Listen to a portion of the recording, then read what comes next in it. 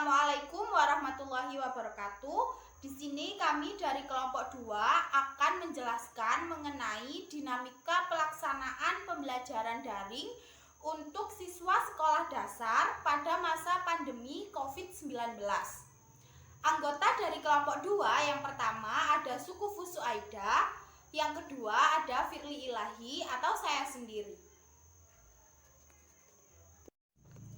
Nah, di sini teman-teman sudah tahu belum definisi dari pembelajaran daring? Jika teman-teman belum tahu definisi dari pembelajaran daring, teman-teman bisa menyimak video ini ya. Pembelajaran daring di Indonesia mulai diterapkan pada saat adanya pandemi virus COVID-19. Pandemi virus COVID-19 ini dimulai pada tanggal 2 Maret tahun 2020. Nah, ada beberapa hal atau kebijakan yang dilakukan pemerintah Indonesia untuk memutus penyebaran virus COVID-19 atau virus COVID-19. Hal-hal yang dilakukan oleh pemerintah di Indonesia yang pertama adalah menganjurkan masyarakat Indonesia untuk bekerja melalui rumah atau sering juga disebut sebagai WFH, yakni work for home. Yang kedua adalah SFH atau school for home. Jadi di sini peserta didik di Indonesia belajar melalui daring atau belajar di rumah masing-masing. Yang selanjutnya yakni pada tanggal 3 Maret guru, dosen, siswa dan mahasiswa wajib mencegah COVID-19. Nah, artinya sesuai dengan tiga kebijakan yang diterbitkan oleh pemerintah Indonesia menganjurkan peserta didik di Indonesia untuk belajar melalui rumah atau sering juga disebut sebagai pembelajaran daring.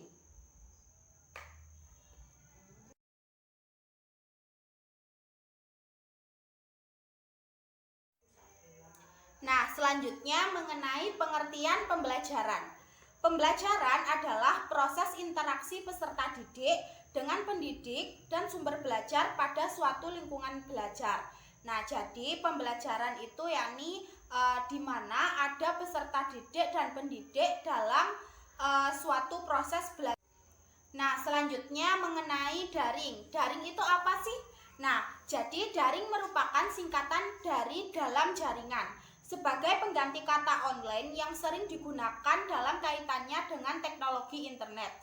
Daring adalah terjemahan dari istilah online yang bermakna tersambung ke dalam jaringan internet. Nah, jadi daring itu adalah sesuatu hal yang dilakukan dengan cara online atau menggunakan jaringan. Nah, pembelajaran daring. Pembelajaran daring artinya adalah pembelajaran yang dilakukan secara online atau menggunakan aplikasi pembelajaran maupun jejaring sosial. Pembelajaran daring merupakan pembelajaran yang dilakukan tanpa melakukan tatap muka tetapi melalui platform yang tersedia. Jadi, pembelajaran daring merupakan pembelajaran antara peserta didik dan pendidik yang dilakukan secara online atau tidak secara tatap muka, melainkan dilakukan melalui jejaring sosial media atau platform yang tersedia untuk membantu pembelajaran daring. Selanjutnya yakni ciri-ciri pembelajaran daring. Ada beberapa ciri-ciri pembelajaran daring. Ciri-ciri yang pertama adalah pembelajaran daring merupakan pembelajaran yang dilakukan tanpa melakukan tatap muka tetapi melalui platform yang tersedia. Nah, jadi dalam pembelajaran daring ini dilakukan tanpa melalui tatap muka, melainkan dilakukan melalui platform yang tersedia. Platform ini biasanya banyak digunakan oleh pendidik ya. Di antara contohnya ada Google Classroom, Google Meet, dan lain sebagainya. Ciri-ciri yang kedua adalah segala bentuk materi pelajaran didistribusikan secara online. Komunikasi juga dilakukan secara online dan tes juga dilaksanakan secara online. Nah, dalam hal ini biasanya proses pembelajaran di Indonesia itu kan dilakukan secara offline atau tatap muka, di mana pendidik langsung menerangkan kepada peserta didik secara offline dan juga membagikan segala bentuk jenis materi melalui hard file. Namun dalam pembelajaran daring ini pendidik akan memberikan materi dan juga penjelasan melalui soft file dan pesan suara, ataupun juga bisa menggunakan cara lain. Selanjutnya yakni daring juga menyatakan kondisi pada suatu alat perlengkapan atau suatu unit yang fungsional. Jadi pada pembelajaran daring ini banyak sekali menggunakan beberapa alat atau perlengkapan yang bisa digunakan secara fungsional. Antara lain bisa menggunakan handphone, laptop, dan lain sebagainya. Selanjutnya yakni selama pelaksanaan daring, peserta didik memiliki keleluasaan waktu dan belajar. Peserta didik dapat belajar kapanpun dan dimanapun tanpa dibatasi oleh ruang dan waktu. Selanjutnya yakni mengenai peserta didik juga berinteraksi dengan guru pada waktu yang bersamaan, seperti menggunakan video call atau live chat. Nah, jadi pada pembelajaran daring ini peserta didik akan berkomunikasi dengan pendidik melalui video call atau live chat. Jadi meskipun peserta didik dan pendidik tidak dapat bertemu secara langsung atau secara tatap muka langsung, tapi pada pembelajaran daring ini peserta didik juga dapat berkomunikasi dengan baik dengan pendidik dengan cara melalui video call atau chat seperti itu. Terima kasih, cukup sekian penjelasan dari saya. Selanjutnya akan dijelaskan oleh rekan saya, yakni Sukufu Suaida. Di sini saya akan menjelaskan tentang media pembelajaran daring. Dalam pembelajaran daring, guru tidak terikat oleh aturan dalam memilih dan menggunakan media pembelajaran online. Guru dapat menggunakan media pembelajaran seperti Google Meet, Zoom, YouTube, dan lain-lain. Dinamika pembelajaran daring. Yang pertama, guru. Tidak semua guru melek teknologi. Guru kurang terlatih dalam menggunakan teknologi.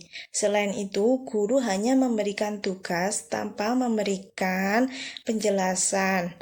Yang kedua, peserta didik. Tidak semua peserta didik memiliki handphone yang digunakan untuk menunjang pembelajaran online. Yang kedua, banyak peserta didik menyalahgunakan handphone, seperti digunakan untuk melihat video, game, dan lain-lain. Yang ketiga, orang tua kurang bisa mendampingi anak dalam proses belajar mengajar, dikarenakan orang tua kurang mengetahui penggunaan teknologi. Yang keempat, biaya. Mahalnya harga kuota dan tidak menyeluruhnya bantuan kuota. Ketentuan dalam pembelajaran daring.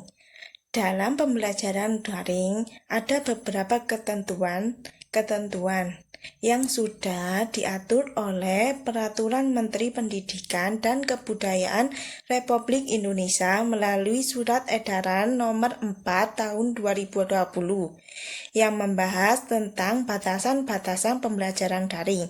Yang pertama, peserta didik tidak dibebani tuntutan untuk menuntaskan seluruh capaian kurikulum untuk kenaikan kelas. Yang kedua, memberikan pengalaman pembelajaran yang bermanfaat bagi siswa. Yang ketiga, pendidikan mengenai COVID-19. Yang keempat, tugas dan aktivitas ditentukan dengan minat dan kondisi siswa dan mempertimbangkan akses dan fasilitas belajar di rumah. Yang kelima, bukti atau aktivitas belajar dari rumah diberi umpan balik yang bersifat kualitatif dari guru, tanpa harus berupa skor atau nilai kuantitatif. Manfaat pembelajaran daring. Kalian sudah pasti tahu kan manfaat pembelajaran daring apa saja? Yang pertama, praktis dan fleksibel. Yang kedua, pendekatan yang lebih sesuai. Yang ketiga, pengalaman belajar yang menyenangkan. Yang keempat, lebih personal. Yang kelima, hemat waktu dan biaya. Yang keenam, mudah didokumentasi. Yang ketujuh, ramah lingkungan. Yang kedelapan, alternatif selama social distancing atau masa PPKM seperti ini. Kelebihan pembelajaran daring yaitu tersedianya fasilitas e-moderating, di mana pengajar dan siswa dapat berkomunikasi secara mudah melalui fasilitas internet. Selain itu, pembelajaran dapat dilakukan tanpa batas waktu dan jarak maupun tempat. Yang kedua, pengajar dan siswa dapat menggunakan bahan ajar yang berstruktur dan terjadwal melalui internet. Contohnya seperti video di YouTube. Yang ketiga, baik pengajar maupun siswa dapat melaksanakan diskusi melalui internet yang dapat diikuti dengan jumlah peserta yang banyak. Yang keempat, lebih efektif dan efisien. Misalnya bagi mereka yang tinggal jauh dari perguruan tinggi atau sekolah, dapat mengaksesnya melalui internet.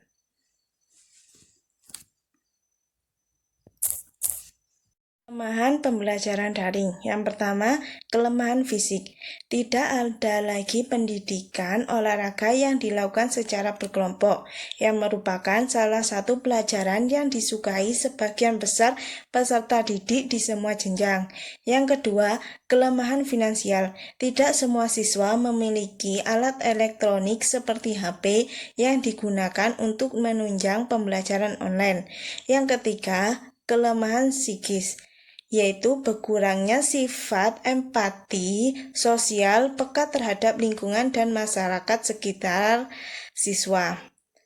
Munculnya rasa jenuh yang berkepanjangan pada siswa. Sekian penjelasan dari kami.